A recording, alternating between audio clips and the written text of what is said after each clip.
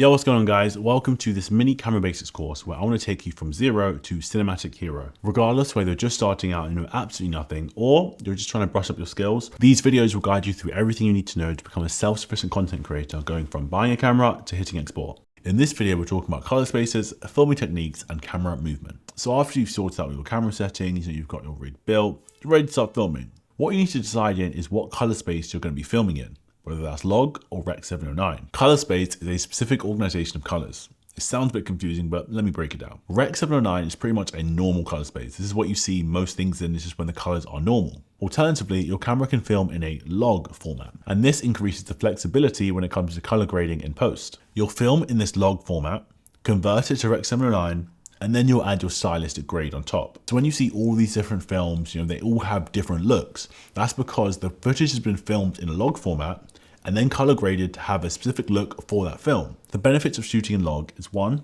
like I said, you have more flexibility in post, because if you shoot in a Rec 709 format, the look is kind of baked into the shot and it's harder to change that look after. And secondly, it increases the amount of dynamic range in the image. Only shoot in log if you're comfortable correcting the image back into a Rec 709 color space, because you don't want to be giving your client footage looking like this. Now getting to framing. Regardless of what you're filming, the framing will either be wide, medium, or close. These have many different terms, but your wide is for your establishing shots, medium is for your action and the human dialogue POV, and then your tight are the shots for the close-up details. You can choose to frame your subject however you want, but the most common ones are center framing and the rule of thirds. Whatever it is you're filming, you're going to have A-roll and B-roll. A-roll is the main footage, like a subject speaking in the interview, or I guess me talking right now. And then B-roll is the supplementary footage on top to add context or visual interest. B-roll is most commonly used to add visual interest. But another way you can use it, like I have been doing this whole series, is just to hide cuts in between talking. And lastly, camera movement.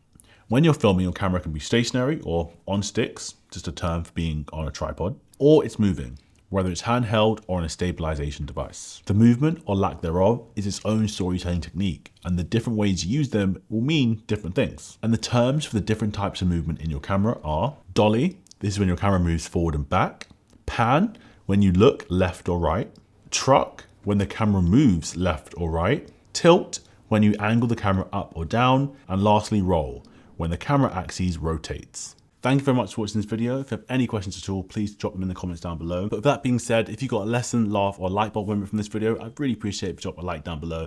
And if you're feeling extra nice, you could hit the subscribe button. But with that being said, I will catch you in the next one. See ya.